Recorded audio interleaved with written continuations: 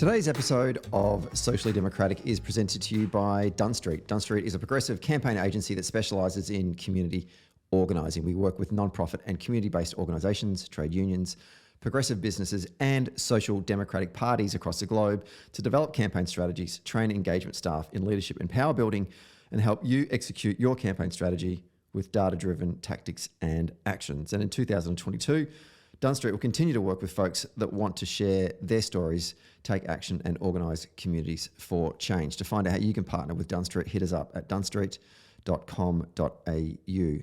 Today's episode is also brought to you by Morris Blackburn Lawyers. Are you an enthusiastic, client-focused lawyer? Morris Blackburn Lawyers are hiring a lawyer, associate or senior associate with experience in personal injuries to join their team in Townsville, Queensland. They offer a safe, supportive and collaborative environment backed by inclusive leaders and progressive policies. You'll manage your own file load with support, and if you are ready to join them on this journey to extend access to justice for more Australians, then go and apply at morrisblackburn.com.au/careers. That's Morris Blackburn Lawyers, experience you can count on. Hello and welcome to another episode of Socially Democratic, your weekly centre-left politics and organising podcast out every Friday that dives into the progressive campaigns and issues of the day and the people leading them from home and abroad. And we're talking to someone who I've actually wanted to have on the show for quite some time, but she's now a senator, so she can come on the show as opposed to previous jobs that she's had. Senator Jana Stewart, a senator from Victoria, Labor senator from Victoria, will be joining us on today's episode, and she just recently made her first speech in the Senate, and we'll talk a bit about her career and her pathway into politics and the things that she wants to get done as a senator for Victoria. Don't forget to subscribe to the podcast on Apple Podcasts, Spotify and Stitcher, or your favourite podcast app. And if you like the show, be sure to give us 5 stars. Nothing less on Apple Podcasts and on Spotify, and leave us a review. And for all updates, follow Dunn Street on Facebook, Twitter, Instagram, and LinkedIn. Okay, let's get to today's episode.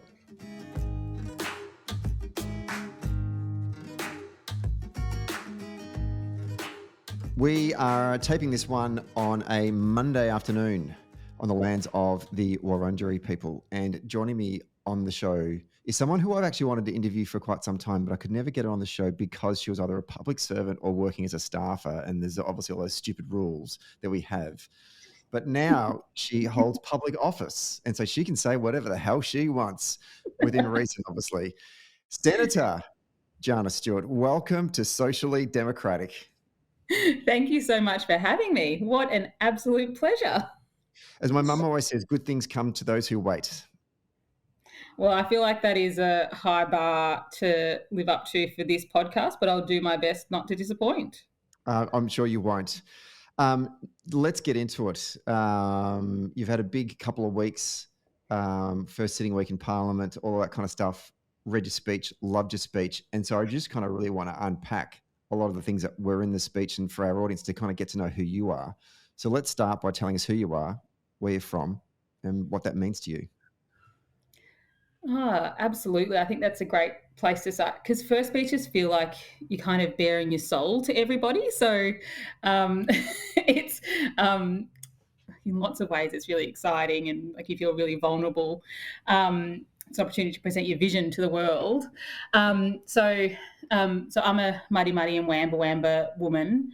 And for those who don't know where that country is, it's the northwest border of Victoria and then kind of over the border into New South Wales. So that's a part of my, identity. That's who I am. I've spent my life kind of growing up between Melbourne and Swan Hill. I completed my high school in Swan Hill. So I very much identify with being a country kid because that's what feels like I spent a majority of my time. And then, I don't know, first speech, I feel like it's all a bit of a blur. Like the first week feels like such a blur because you're so focused on trying not to stuff up. And I don't know, I had this, I mean, it's a good problem to have, I suppose, but, my first speech was, I reckon, about 10,000 words, and that's double actually what you need for the time that you have allocated to speak. So I was in this position of having to really cut back everything that I wanted to uh, say and just really focus on the finite points. So what then I ended up delivering probably was pretty direct, without much cotton wool around it, which is also kind of the person that I am, I would say. Um, but for me, kind of just really distilled the things that were really important to me, and is really a reflection of the things that I want to try and change when I'm in Parliament. You, as you just mentioned, both in your speech and also in your opening remarks there, you grew up in regional Victoria, up in Swan Hill. What are your key moments or memories from that experience growing up in regional Victoria that shaped the person that you are today? In your speech, you spoke a lot about your family. One thing I did notice is that you didn't talk about yourself. You spoke about the appreciation and love and respect that you had for your elders, for your, on both sides of your family. But one thing I was missing was I was looking for where's the stories about a young Jana growing up? Very astute of you. I am not, for a politician, I'm probably not very good at talking about myself. And this is also what makes me terrible at interviews. I'm a terrible person to interview because I'm like not very great at talking about myself. But for me, Swan Hill, and many people know this about my life journey and story anyway. Like I grew up in a home that had family violence, and so for me, Swan Hill was a place that we went where my nan and pop lived. That was always a bit of a refuge for us, and so much so that my nan. We lived with my nan for quite a number of years when I was in primary school, and then eventually that's also when my mum come home when she was ready to heal and repair from the relationship that she was in. So it just feels like a sense of like home, belonging, a sense of like it's a safe place to be. It's where I kind of stayed in the one place for the most. I went to 12 or 13 different primary schools as a kid, which is a lot.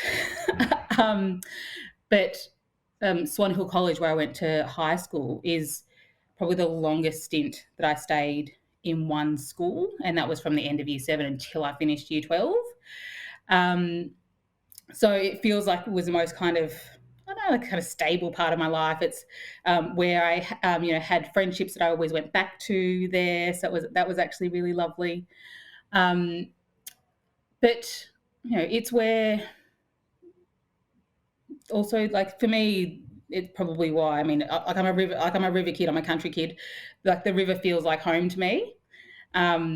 The ocean, I don't feel it's like, I know there's lots of people who love the ocean. I'm not one of them. Controversial, I know.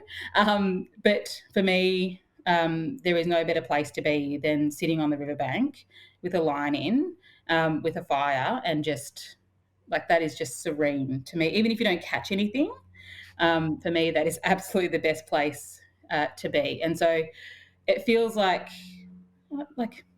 home is what the country feels like. And there's always a sense of like generosity and everybody having each other's backs in the country as well, which I really love. And I know that some people find suffocating when everybody kind of is in your backyard or whatever. But there is a real sense of community in country towns that is really hard to replicate when you live in the city, I think.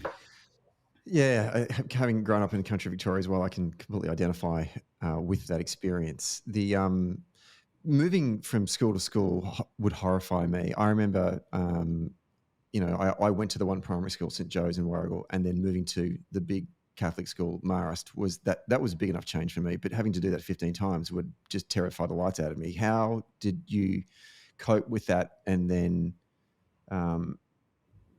first of all, how did you cope with that? It was one of those things that it was just how it was. So you kind of just like, it wasn't your decision to do it. So you kind of just lived through it. I would say that that's probably why I am the person that I am now. Like, in terms of it shaped who I am. It's why I'm so, I think, I say to people I'm delightful. Uh, um, but I think it's why I'm probably really good at establishing and forming new relationships, because I've had so much practice at it over my early years. And that really helped in my professional career when I was a family therapist, and first meeting families in the room and being able to establish relationships and build trust really quickly. And you can say that again and again for whatever kind of work environment that you're in, or where you're meeting people who have got a problem they want to share with you. I think it's made me somebody who's able to connect with people really easily, and people, I think, can feel that sense of kind of warmth and engagement from me almost immediately. There was a quote from your nan in your first speech that says, she said to you, "There is power in the pen. You have to learn the white man's way to be able to fight for your people." She certainly did.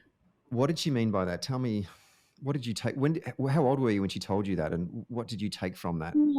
In primary school, I think. And for me, this is it's been the main driver, I think, for my mum and my aunties and uncles and my nan, about how important it is to stay in school.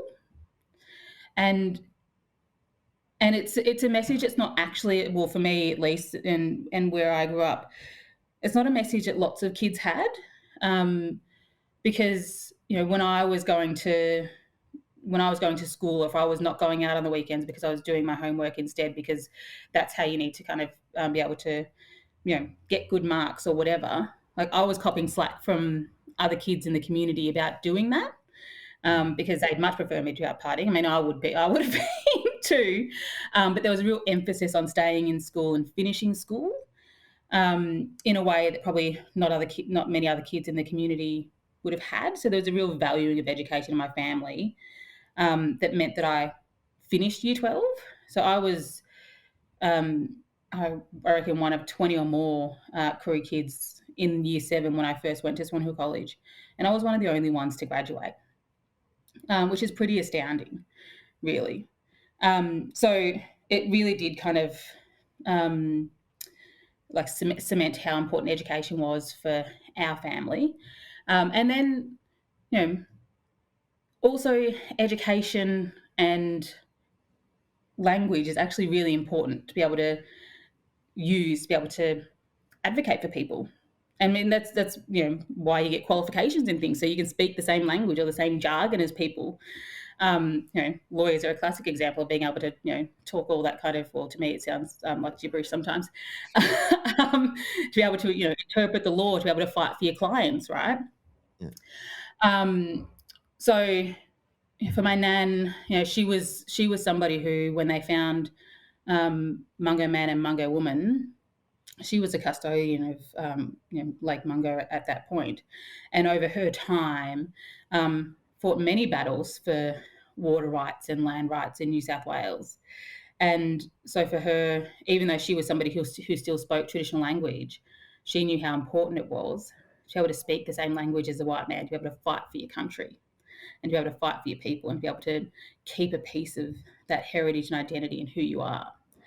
And I think over, and for her, that was, like I said, it was about education, it's about cultural heritage and land rights and water rights, all those types of things. And for me, that's extended to, how you advocate for children and families in what it is that you do. Like, you've got to know the systems to be able to fight and get better outcomes. And that's what I've been able to do through my career. And I'll extend that to Parliament. Learn these systems. There's a real strong theme within your first speech about children and families, and obviously that was your vocation when you moved to Melbourne. We'll talk about that in a moment. But why did you find an interest in that particular area? When was the moment that you started to care about this? It was like I kind of fell into, I didn't fall into it. I applied for a job at the Victorian Aboriginal Childcare Agency probably 6 months after coming to Melbourne. It was my uncle who had said to me that there was this vacancy at VACA, as it's called. And he said to me, like, because I certainly didn't have any qualifications then. And he said, look, you just need to be good with kids, which you are, because you've got a big mob. You need to have your license, which you've got. You should just sit down with the manager and have a conversation about this job. And the job was, I'm not sure what maybe it's still called this now, but it's called an access worker, which is taking kids who are in out-of-home care to supervise visits with their parents. And, which was, I think, when I reflect back on it now, I think it's what an incredible responsibility for somebody who's 18 or 19 to have. But I really loved it. And after a little while in that job, kind of opportunities came up for me in the organisation to kind of take on more and more responsibility. And it kind of links to one of the reasons that I didn't go to university straight out of high school is because I didn't know what I wanted to be when I grew up. And I still don't, but I certainly knew that I didn't want to spend tens of thousands of dollars on a qualification, which then once I got into the workforce, I realised that's actually not what I wanted to do. Some might say very fiscally responsible of me, but I thought I'm just going to get into the workforce and then I'll find something that I really love and then I'll get qualified in that. So that's essentially what I did when I started work at VACA. I found a real passion for working with families and families who are at the real kind of pointy end of their life, because nobody ever wants to be in a situation where their kids have been removed.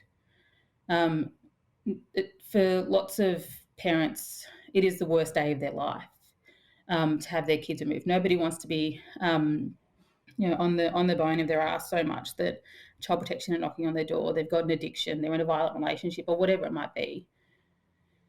We can assume that nobody wants to be there. So for me, thinking about how we can actually support families who are at the worst point in their life to get back on track became a real driver for me. So for me, I was thinking about what are the things that I can do? Where can I get these extra tools and skills to make myself the best possible worker, clinician, trauma-informed, therapeutic practitioner to be able to help these families. And so that's why I decided to do family therapy. There was an opportunity to come up at the Bouverie Centre through La Trobe University to do a graduate certificate in family therapy, which was incredible. I did the qualification with a class full of other Aboriginal child and family workers, or they might have been working in AOD or kind of related, community services roles, but primarily working with Aboriginal families, to kind of learn these new, family therapy frameworks and ways of working that kind of married with our ways of working.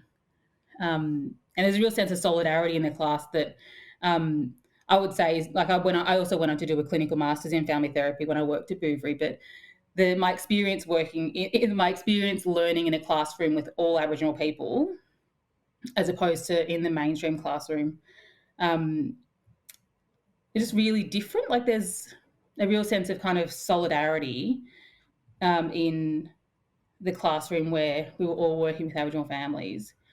And that kind of, one fails, we all fail type of attitude in that class, as opposed to the kind of mainstream clinical family therapy course that I did. Yeah, so I feel like I've definitely taken us off track, but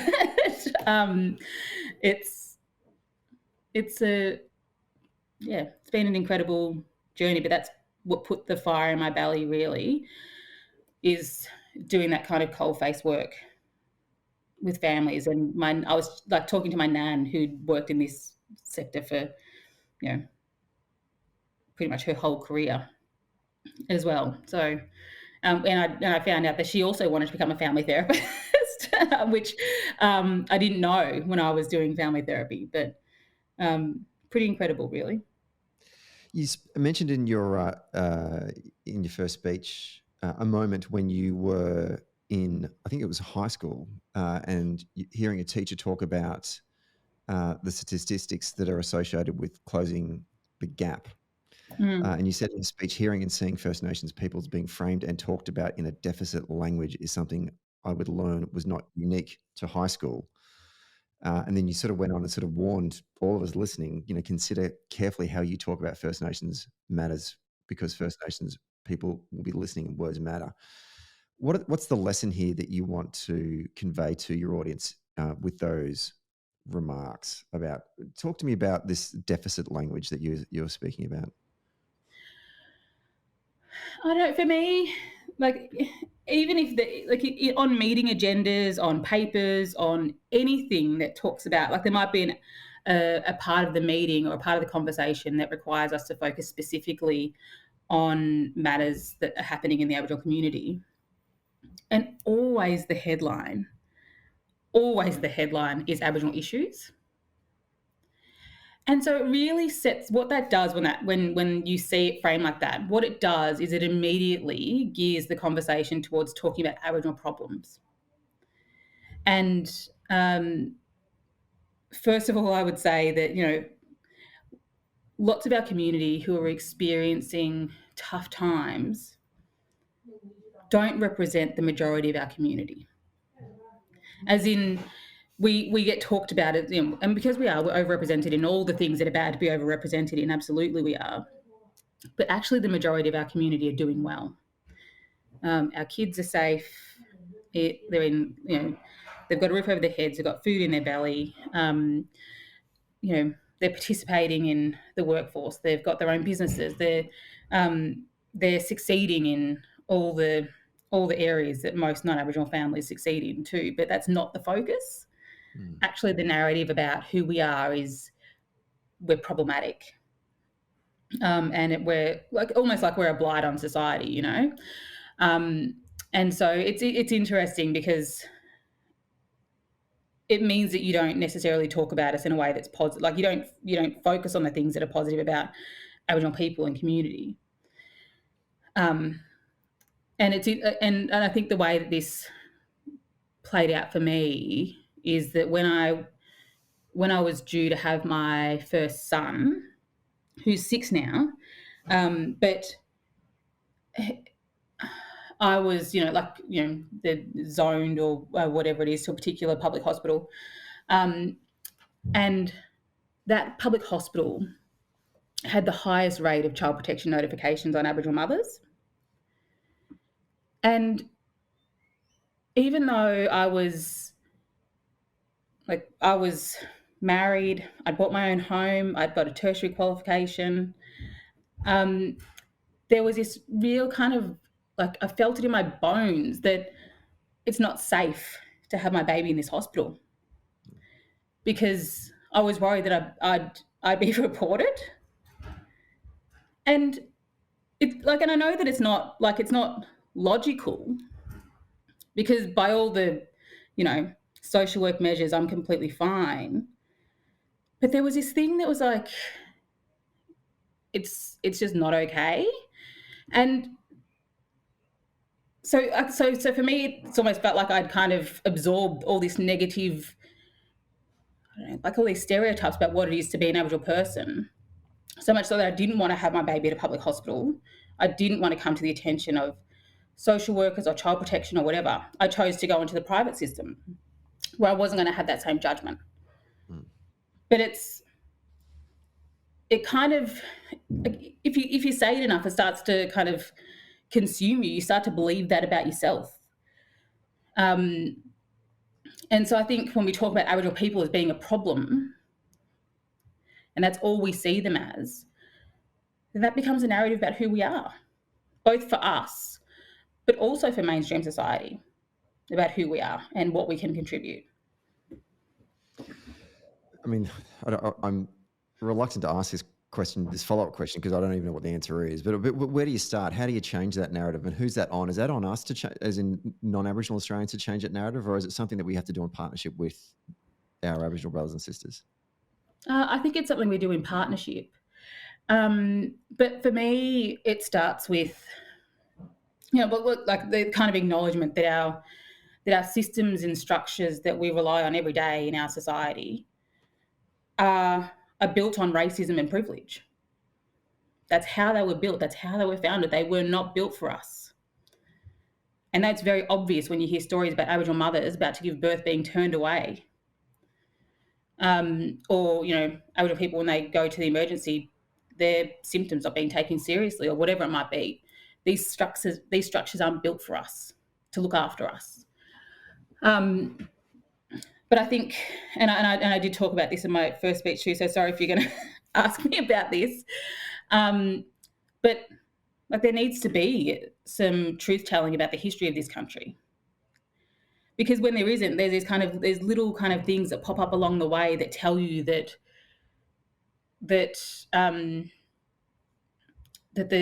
you're not equal. And we can't, I don't know, there's something about kind of not being able to move past it because we haven't even acknowledged it as a thing that's happened in this country. I talked about like the 5 elements of genocide in my first speech as well. I don't think very many Australians would actually know that we've met all 5 of the criteria for genocide in this country. But it's not talked about in that way. But that's what's happened here. And when you talk about it as happening here, the first response from people, because we haven't dealt with it, is that we need to get over it. Nobody's telling Jewish people to get over the Holocaust. Nobody's telling people are. Well, it's ridiculous. Yeah. Or, South Africans to get over the apartheid or whatever it might be. Mind you, they learned about the apartheid here. But there is no place that kind of sets the record straight about the true history of this country. I remember I think it was about grade 3 or 4 that my grandmother told me, I was doing some history project. She told me that the history books were wrong. I couldn't rely on the history books to do my project because they actually didn't reflect the history of this country, which is incredible, really. That as a kid you learn that you can't trust the education system to tell the proper history of the country. What was your thought when you were told that at that age? I believed it. I didn't know why they didn't tell the proper history. I just trusted the adults around me that was true. And so then I talked with them and did my own project based on their knowledge. But yeah, kind of just, I don't know, I hadn't quite thought about the significance at the time, I suppose. And you kind of got to question everything that's written down about who we are. Something that was interesting in your speech, you talked about politics and you said you hadn't really considered politics as a pathway or a purpose until you took on well, actually, you can tell me when you realised you thought politics was a pathway or a purpose as opposed to me answering it for you. But before you do that, tell me, why did you not consider it? What did you think about politics as? So I always thought politics was this kind of thing that happened off in the ether, right? It didn't really do anything for people like me or my community. It wasn't there to serve us or to make our lives better. And I'm right to suggest that that's a widely held view amongst the Aboriginal community. Would that be correct? Well, yeah, for the most part, because we are a small percentage of the community, right?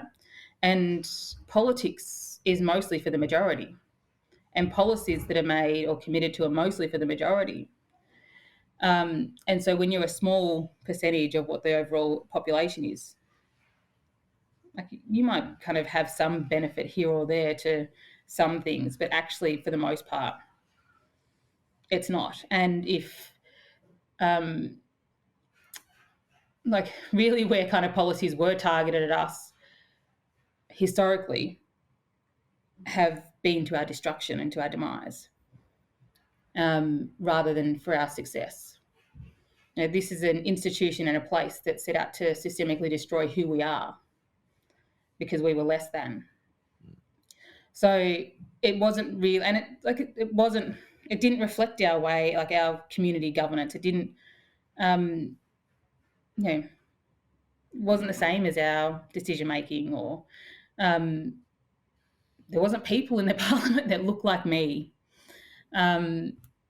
So it just wasn't really a place that I thought that I would ever end up. But instead, that I thought that I would probably end up continuing to work, in Aboriginal community organisations or in the public service or whatever. Like that's how I would advocate and get change in the areas that I cared about, because that's how I'd seen people around me do it. That's how I'd seen my family do it, my nan do it, and other incredible Aboriginal leaders do it over their years. So Parliament wasn't one of those places that I thought, that's where you get change for us. So when did that change? So for me, it changed when the Andrews government in Victoria committed to treaty. Because we had a minister go to a meeting, the community said they wanted treaty, and the government said yes. Like, pretty incredible, really. And then there have been kind of really deliberate steps and measures put in place to actually make that happen. And so you've also got a government that said yes, but then also followed through with what it said that it's going to do. And now we've got, the First Peoples Assembly here in Victoria. We've got a treaty authority. We've got the UDOP Truth and Justice process. We've got a whole kind of bunch of systemic reforms underway that is just forging our path towards treaties in Victoria. So for me, it was the commitment to treaty. Maybe I was too young and naive to remember the previous commitments to treaty that hadn't necessarily led to anything. But for me, it was that kind of, I don't know, a bit of hope, I suppose, that things could be different. And if this is what good governments can do, they can commit to things that, will change the lives for people in my community, then I went on a bit of a kind of journey to find out more about politics for the first time. So it was. So I was just going to say it was very opportunistic, really, that there was a job that come up in the Minister for Aboriginal Affairs office, which I put my hand up for and was lucky enough to get. So I was the advisor at the time when the treaty legislation passed in Victoria, which is pretty historic. And I got to kind of, being in an office, you get to see kind of how decisions are made. Like, you don't get to see everything, of course, but you get to see how decisions are made. You get to influence how decisions are made. And you can see that you can make a real impact on people's lives, because at the same time, the Minister for Aboriginal Affairs was also the Minister for Family Violence, Prevention of Family Violence, for the Minister for Women. And so I got to see kind of across the portfolios, with the right intentions and the motivation to do it, the difference that you can make for people in our state. So that it kind of confirmed to me, yep, politics is probably a place that I can change, like affect change for people. I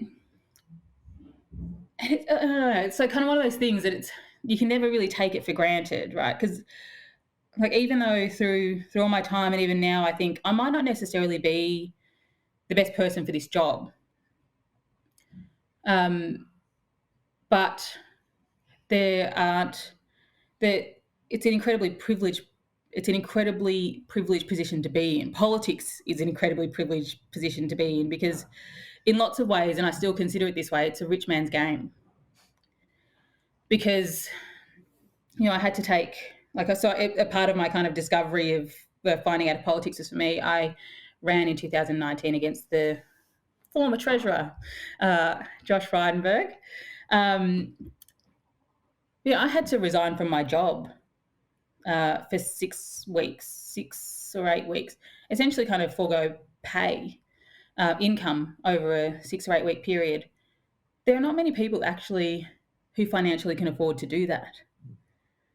So for me, there's all these little markers along the way that tell you that this is a rich man's sport or a rich man's game. So that was one. I had to take time off work, I had to take unpaid time off work to campaign. The other was I need to be able to communicate in a way that's, I'm not going to say that I'm articulate at the best of times, but you need to have the language. And this is where education comes into it. You need to be able to have the language to be able to talk to people and talk to lots of people about the things that are important to you, to be able to hear the things that are important from them, to be able to take that, to be able to negotiate and influence or get outcomes for those people. You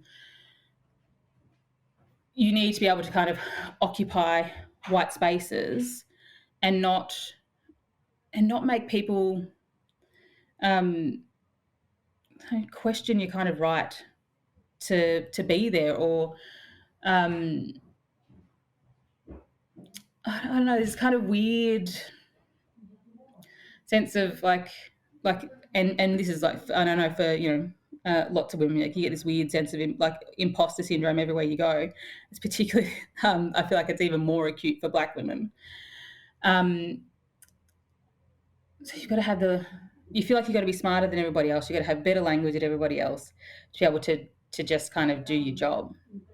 And for me, that extends to how you present yourself and how you dress. And so people will always comment about how well dressed I am. That's not an accident. I mean, it helps that I like fashion, absolutely. But for me, I'm always conscious of the fact that whenever I'm in any spaces, that people don't expect Black women to have jobs like me. So whenever I meet somebody, how I present to them for the first time in terms of how I look matters, because I might be the first, knowingly, Black woman that they've met. And so whether I like to know it or not, or whether they like to think they are or not, they're judging their interaction with me and applying that to every Black woman. And this is how Black women are or aren't.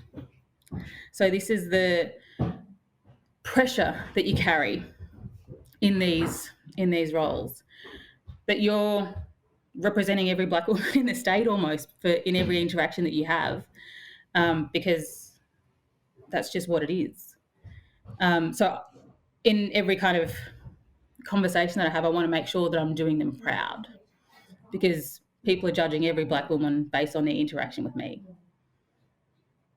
When, say, someone like Natasha Stott Despoja was first elected to the Senate, I think she was the youngest senator, or youngest female woman senator to be elected to the Senate.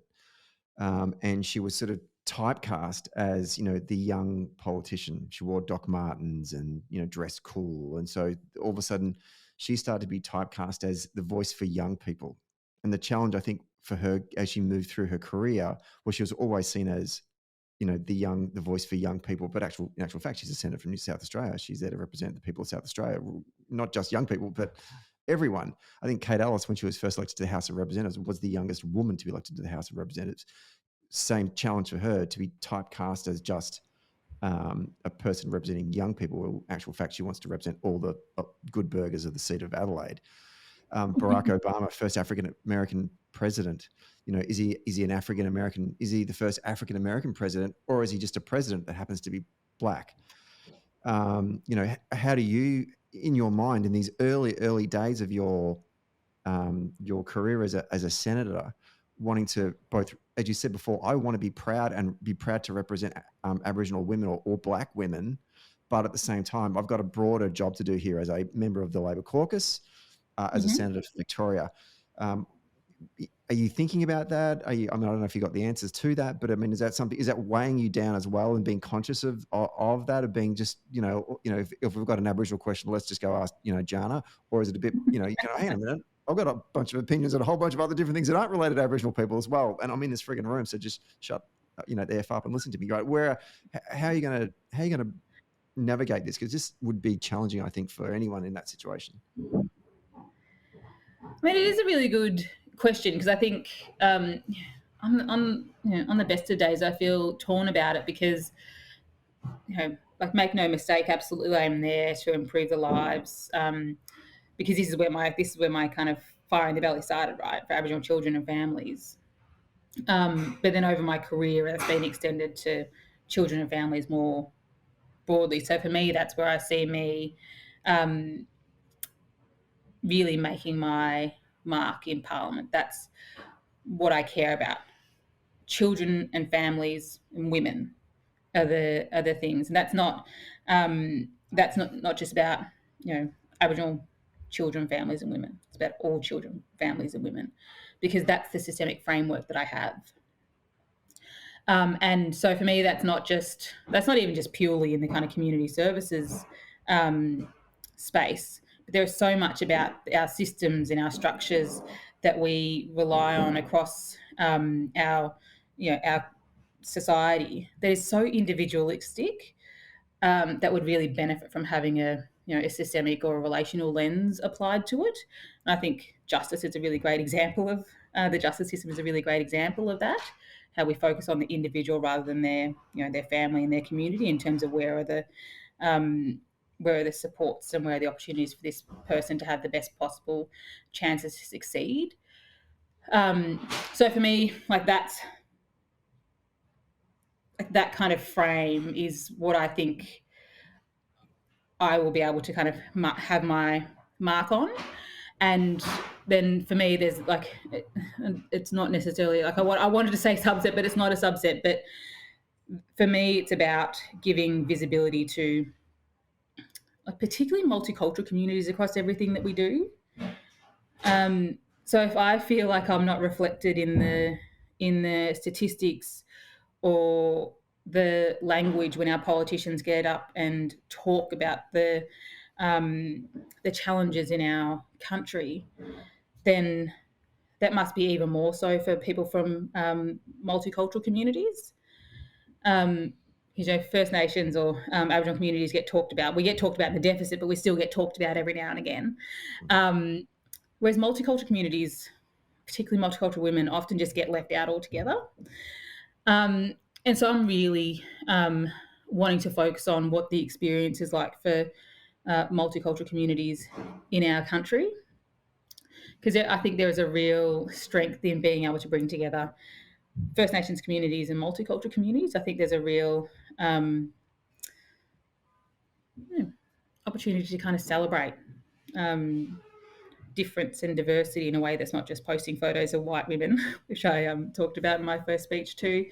I want to give visibility to those communities who are also the minority here, who have some of the same challenges that we do, in terms of just not being seen or heard in the things that our politicians do.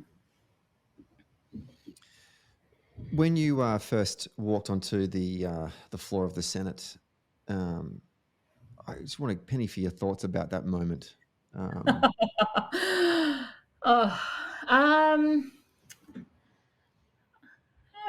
It's just an incredible privilege, really, that not many people get to have in their lifetime. And there's a real, I don't know, I'm luckier than those in the House of Reps, I suppose, because I get a 6-year term as opposed to a 3. But I already feel like I don't have enough time to do the things that I want, which maybe is a trap, I don't know. But I just don't want to take any moments for granted, any time for granted that I've got here, because I feel a real sense of responsibility that every moment that I waste is a moment that a family misses out on advocacy or a better chance to succeed in their life. So ultimately, I'm not here for me. I'm here because I want to be able to have an impact and make a difference for the families who need Labor governments. And I think Labor governments have done incredibly well at being able to support families when they've at their most challenging times. But I'm also here because I don't think that I'm also here because we're not perfect at that, and I think that there is some things that our own government benefits from having me in the caucus room, advocating for more visibility for multicultural communities or First Nations communities or whatever it might be. So I have a real sense of there's not a moment to waste. You cannot take these opportunities for granted, because it'll be a family that misses out if you waste your time. Talk to me about the significance of the legislation that was, or is it legislation already? I can't remember. But in terms of the bringing a voice into the Australian Parliament for First Nations peoples during the week, just give us a sense of the question that was put. Yes. At Garma by the Prime Minister. I think it's interesting how much controversy there is about something as simple as having a First Nations voice in our constitution. There is pieces of legislation and laws in our in our books that directly affect First Nations people, but we don't necessarily have any say over what that is. But we're not recognised in our constitution nationally. So I feel it's not only symbolic, but it's also really pragmatic. And I think people are missing the pragmatic part of what the voice will do. And at its very kind of core, what it will give us is a First Nations voice on First Nations issues. And what we've seen evidenced, particularly in Victoria, is that where you've got First Nations communities in the driver's seat, influence and making decisions that affect First Nations people, the outcomes are better. And if we all agree that our primary focus should be on getting better outcomes for First Nations communities, then we should all agree that a voice is the right thing to do. And I mean, there's some obvious politicking happening about that. And I think there are some people who are also worried about their own power or voice being undermined by having a First Nations voice. But I think it will be an incredibly powerful thing for our community to have a voice that directly talks to the decision makers in our country about the things that affect their lives. Because even though one of the arguments that have been mounted is that you've got record numbers of First Nations people in the Parliament. You don't need a voice now. But I certainly don't agree with that. I'm not there to represent all Aboriginal people in the state of Victoria. I'm here to represent all Victorians. I'm also a member of a political party that also influences what I do and the kind of the frameworks and structures that I operate in. I'd be crazy to think that that doesn't affect how and when I say things. So then I'm not necessarily being true to the things that the community might want 100% of the time, because I'm a part of a bigger machine.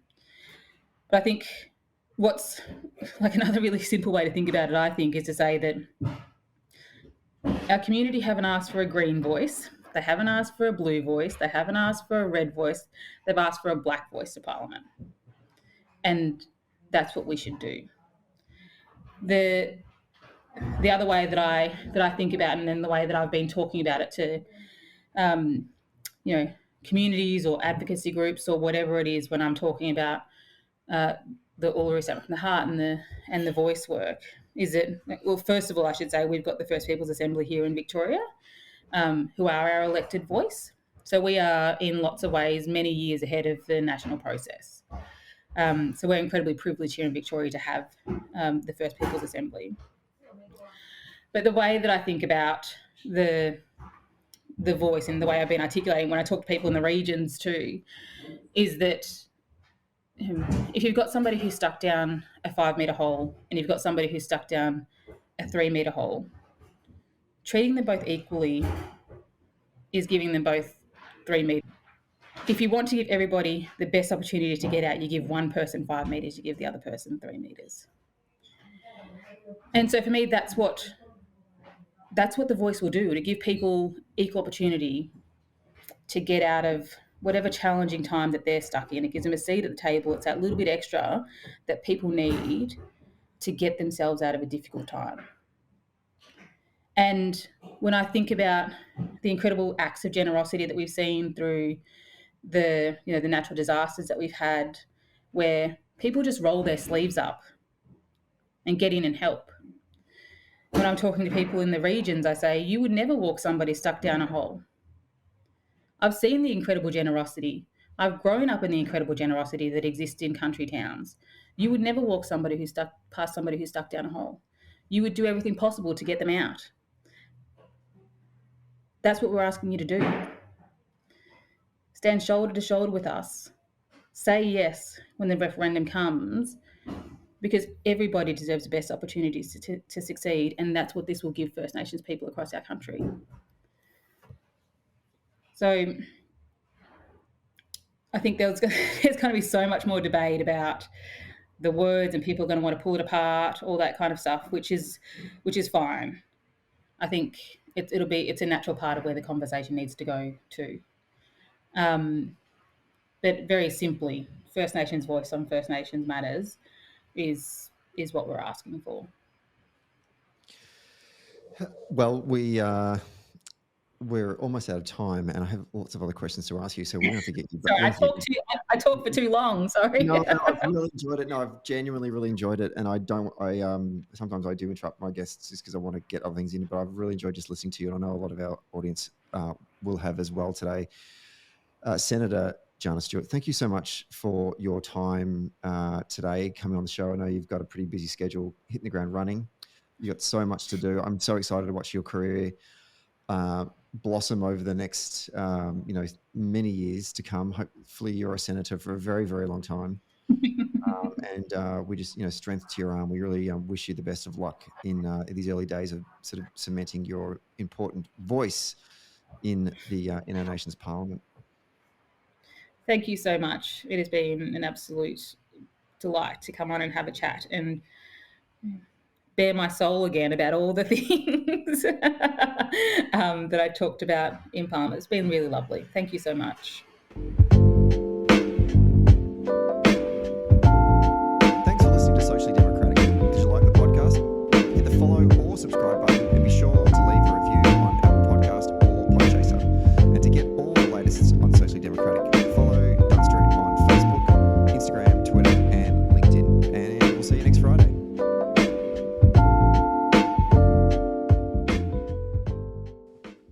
Socially Democratic was brought to you by Maurice Blackburn Lawyers. Maurice Blackburn Lawyers have spent more than a century paving the hard path to justice for everyday Australians. They've helped over 500,000 Australians turn their situation around, and they know how the system works. Their experience and skills means you'll get the best results possible. Find out more on their website, mauriceblackburn.com.au. Maurice Blackburn, experience you can count on.